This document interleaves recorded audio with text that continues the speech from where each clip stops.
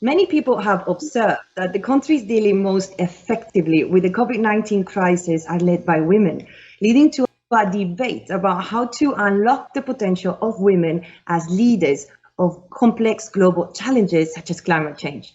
My name is Mercedes Vela Monserrate, Associate Director at ADGM, Abu Dhabi's leading international financial center, and I am delighted to welcome you all today to this discussion on demonstrating the importance of gender equality in combating climate change.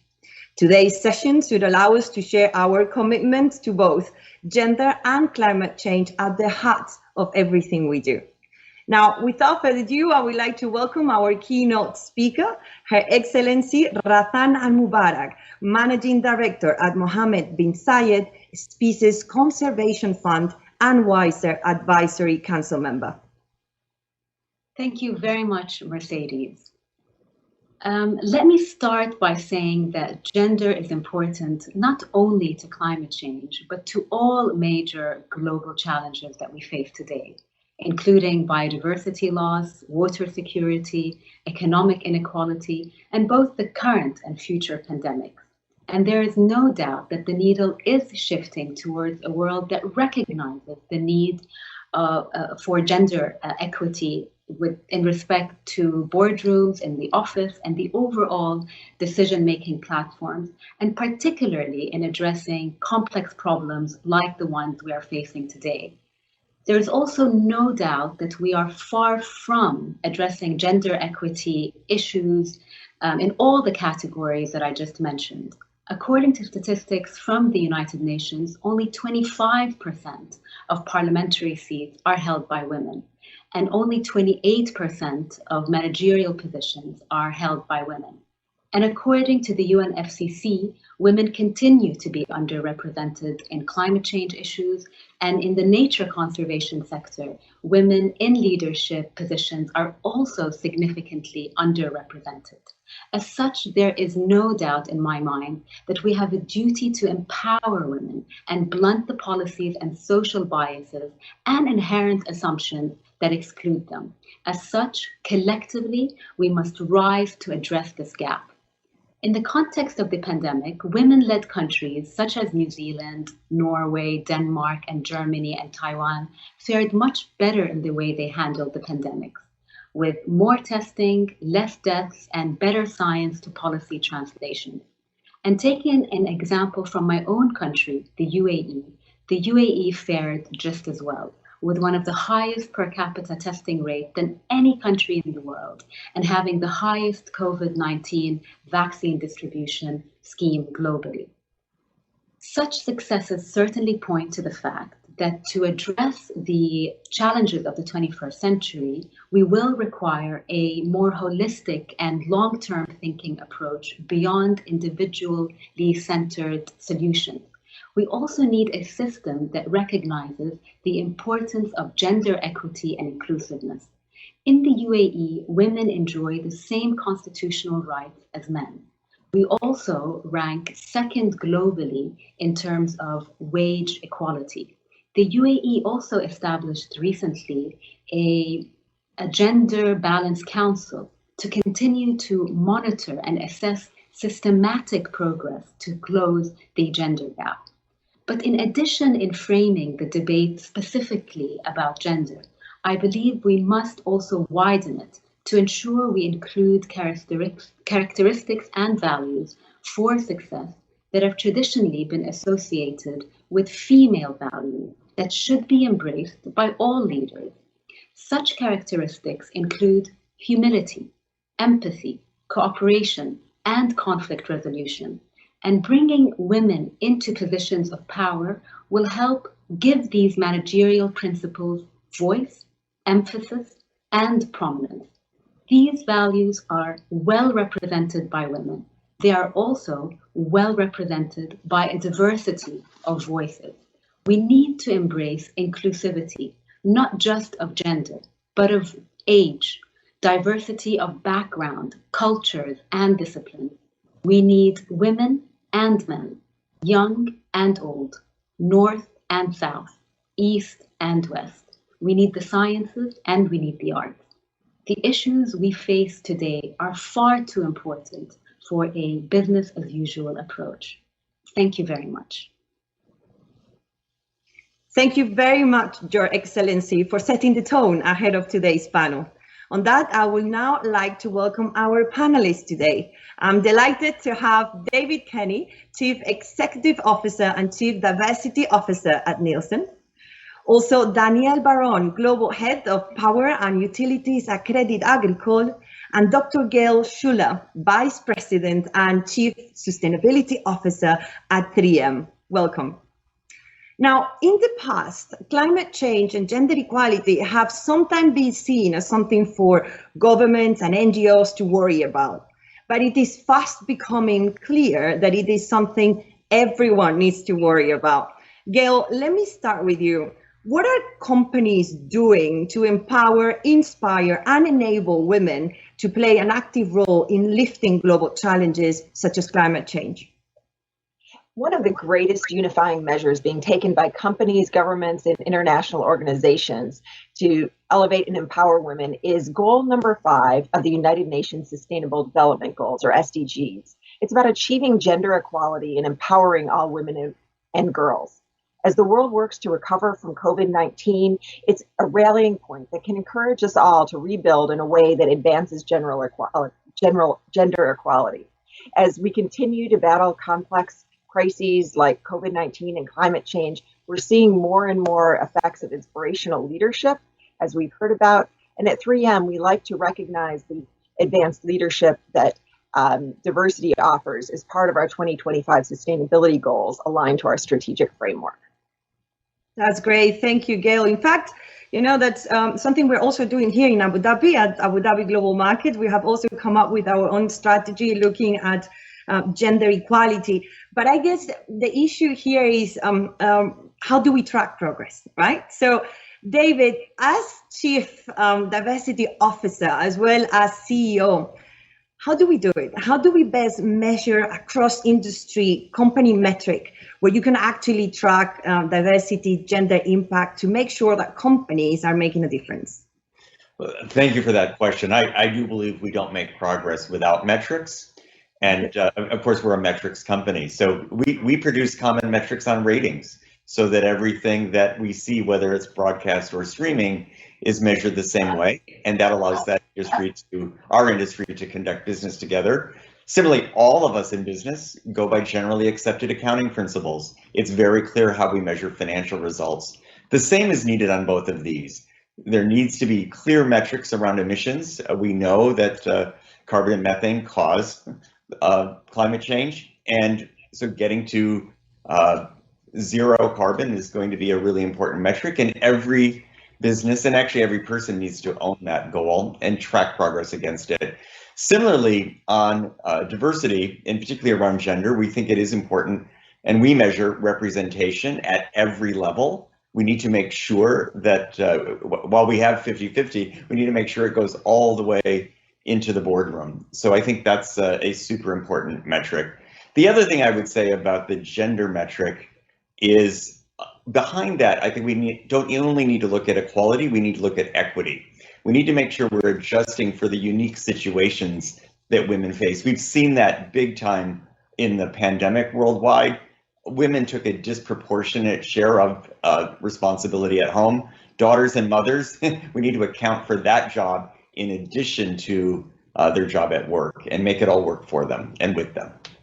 Thank you, David. That's true. And in fact, we see now European rules on gender diversity are being drawn up, but also in the US and Asia. In fact, I understand that the European Commission 5 years plan on gender equality strategy includes a proposal for a directive to introduce binding measures on improving gender equality on boards.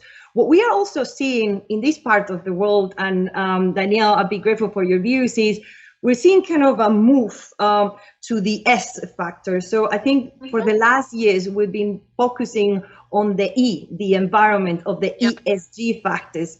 But now we see more and more risks. How do you see it from a financial services perspective? Are you seeing that move as well? We are. It's a little slow, I suppose, in some respects, or perhaps slower than I would like to see, but certainly there's a lot of progress to be made, and it is moving in that direction. So ESG criteria for financial institutions is nothing new. As you say, it really began with the environment. We at Crédit Agricole have internally established ESG rating criteria that we now apply to all of our clients. So imagine a situation where you have a client asking for a credit, and we go to our board to ask for an approval to make a loan or to engage with the client in a particular way. And we actually have an ESG note that incorporates not just their environmental track record, but also their social and governance record, which includes gender. So already in our everyday decisions for the projects or the clients that we finance, we are incorporating that criteria. So I think it's only going to go in one direction. It's going to grow in importance in the way that we engage with our clients and the conversations that we have with our clients, our coverage officers when they meet with them. This is increasingly a topic of great importance. The same is true for fund managers. If we look at the growth and frankly the explosion in ESG paper and the demand for people to invest in ESG paper, I mean, it's a great opportunity for the finance industry to do a lot of good in the world, frankly, because there is, and picking up a bit on David's point about transparency and measurement. I mean, what's great about finance is we have documents, we have KPIs, so we have clients now that are including in their documentation and including in their issuance KPIs around gender issues. So you've seen issuances from companies like Siemens, I think Air Liquide as well, and others, where they're actually issuing paper where they undertake themselves transparently to measure the number of women in management in their companies. And investors are looking for that paper. So this is sort of a virtuous cycle of there's a lot of demand for the paper. There's a benefit to the company in terms of cost because they can issue this ESG linked paper at an economic benefit because they're making a social undertaking.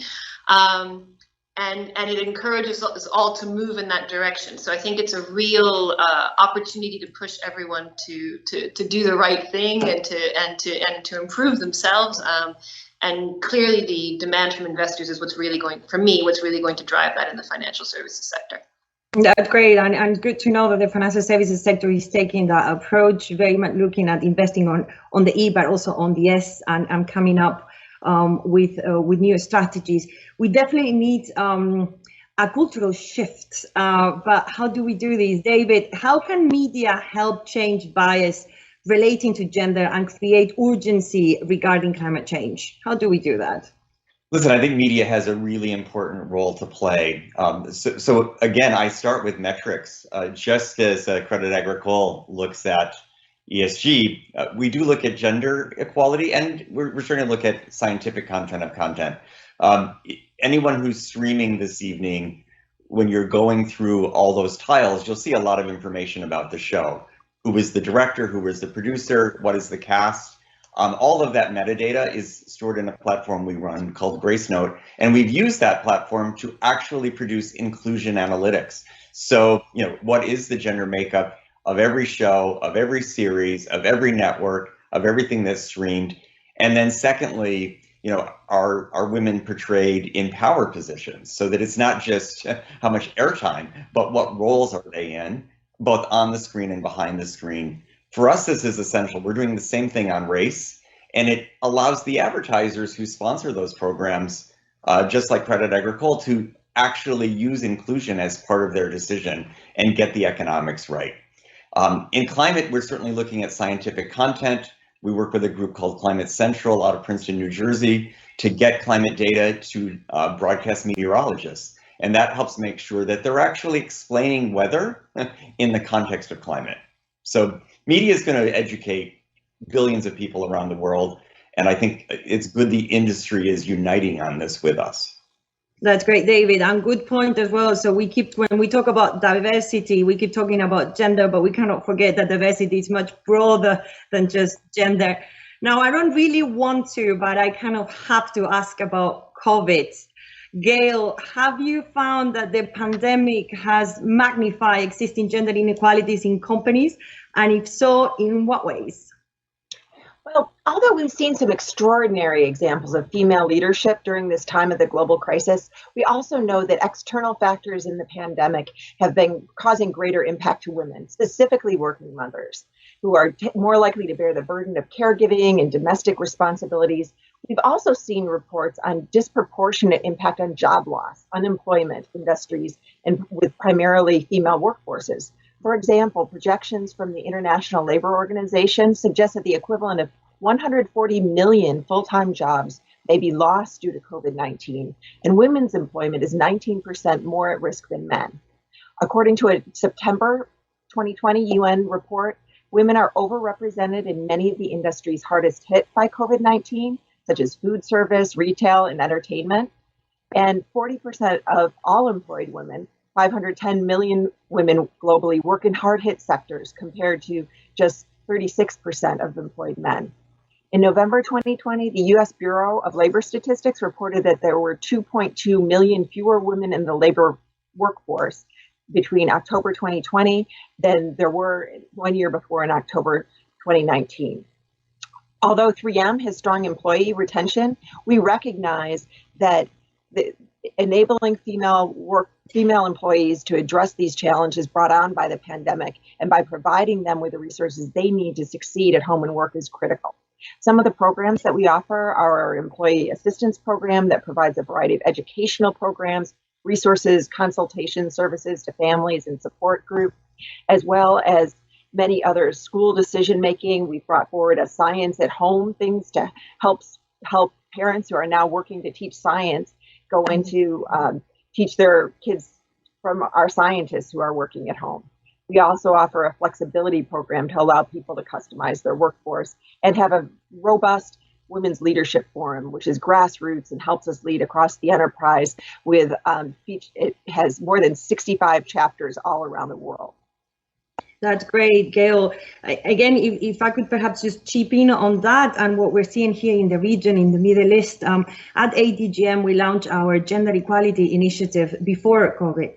So when COVID happened, we spoke to our stakeholders to ask them what's going to happen, because most of these strategies need to change. Clearly, there were other priorities, and it was great to know and to find out that more efforts were being put on gender equality initiatives, given the fact that more and more firms were realizing the importance of gender equality as well, especially with COVID-19 or any type of crisis. So that's great to know. Now, Danielle, how is the financial services sector incorporating gender lens into business strategies? Will this also have an impact on financial institutions' climate change strategies, as you mentioned earlier? How do you see that going?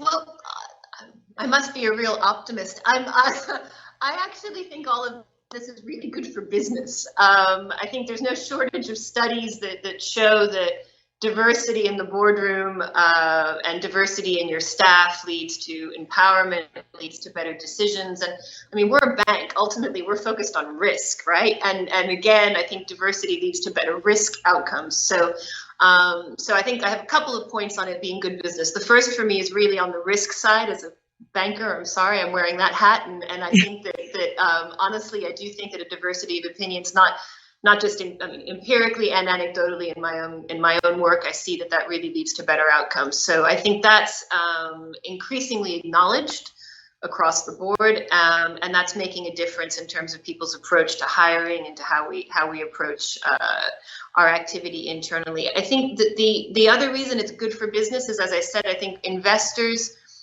and awareness globally and the demand for better governance, better diversity, transparency, and that is driving a lot of business for us. So Crédit Agricole works a lot with supranationals, as well as our corporate clients in issuing these ESG-linked securities or loans for that matter, and helping our clients engage in that process of transparency and accountability for their investments. And then the proceeds from those loans often can go into, again, empowerment programs. So for example, we worked on a program with the Asian Development Bank, raised money for them with clear KPIs around female empowerment. And again, I think that's good business for us. So everyone will see that. Everybody is moving in that direction. I remain very optimistic. I suppose perhaps one little bit of cynicism, and I think it's important to be realistic as well. We've seen banks pull out on the climate change side. We have both the positive and we have the carrot and the stick, right? You want to invest in green and renew. I mean, I'm the head of power, so for me, I'm all about renewables and wind turbines. And we're seeing a huge amount of activity investing in renewables. We're also seeing investors and banks such as ourselves exit coal. Okay. Right now on the S and the G, particularly on the gender side, I see a lot of positive momentum. But I don't see any sticks. People aren't exiting businesses because they're not necessarily performing up to scratch. And I think if we're talking about acceleration, that may be the next evolution of this journey, just as it was for climate change. So I think that's it. Mostly positive, and a little maybe a stick once in a while might accelerate the process. Indeed, and I think perhaps on that, the European Commission 5-year plan that I mentioned that includes a directive to introduce these binding measures on improving gender balance on boards, for example, will be crucial. We need metrics, we need rules in place to make sure that this is actually happening. Now, final question, we don't have that much time left. What do you predict as being the most important sustainability topics for 2021 and why? And let me start with David. Listen, I think it's really important this be established as a purpose. I do completely agree that it's making businesses stronger. In our particular case, we're lucky in the Middle East that we've got a great woman who runs our business out of the UAE, Sarah Messer. She's really focused on purpose because during the pandemic, a lot of people are reconsidering their priorities. Having a sustainable purpose is actually motivating to our people as well as better business results. And certainly having a gender equality purpose is important as well. So I think getting this sense of purpose into companies and into individuals is going to give us the energy we need to really take on this challenge as we rebuild the global economy. Great, thank you, David. Now, Danielle? Well, I would say this with the power background. I think some of the key focus for 2021 is energy transition. We've seen in the crisis, obviously, a huge impact on the oil and gas industry. We've seen a number of transportation, obviously airlines. The recovery can be green, and it can be green competitively. So renewables are no longer the most expensive technology out there. That's my plug for my business, and I think it's true, and it's a great story, and I think it's going to accelerate. So energy transition for me is probably the big theme of 2021. Great, and Gayle? Well, thank you for the opportunity to go last on this because David and Danielle have made fantastic points. I think we're rebounding on the widespread impacts we've seen with COVID-19. I think it's really important that we're intentional about how we come out of this, whether it's about our purpose, how we collaborate together for this greater society, or the key choices that we make about energy and how we address climate change. It's been astonishing to see and hear what accounts of what's happened, the way we've seen clarity in skies above Los Angeles or cities across China when transportation has come to a halt. We've seen such tremendous, swift impact of how people have shifted to media like this, where we're projecting via webinar. People are learning to change, and let's make sure we keep those muscles agile about how we change and do it in an intentional way as we come out in 2021. Our priorities are clear on this. At 3M, we're about science. We're about science for circular, science for climate, and science for advancing these communities that are so important to making a difference around the world. It's been a pleasure to join you, so thank you so much. Thank you so much, Gayle. Thank you so much. All for us from an ADGM perspective, if I may jump in here as well. Tomorrow we are organizing the Abu Dhabi Sustainable Finance Forum, where we'll be talking exactly about that. So how can we recover from the pandemic, from the economic situation that we are suffering now in a more sustainable way? Looking at the E, the environment, but also the S. So I welcome you all to join us together at the Abu Dhabi Sustainable Finance Forum. Now, before I go, perhaps just some key takeaways from the discussion. So we should be talking about equity. We need metrics. We see a move from the E to the S, the E clearly being very important, but we cannot forget about the S. Gender equality is not a nice thing to have, but a must thing to have from a business perspective, as Danielle mentioned as well. And as Gayle mentioned as well, I think we need to have a long-term approach to our strategies, one that looks at gender and climate in concert. I think now more than ever, we need to frame women equally as leaders, innovators, employees, value chain members and consumers. And I strongly advise everyone to continue these discussions after this session so that together we can construct an economic recovery from COVID-19, which places both climate and gender at its core. Let me also close by thanking our keynote speaker, Her Excellency Razan Al-Mubarak, for her intervention earlier. And of course, our speaker, David, Danielle, Dr. Gayle, it's been a pleasure. And thank you very much for the insightful discussions. Thank you all very much for joining us today and stay safe.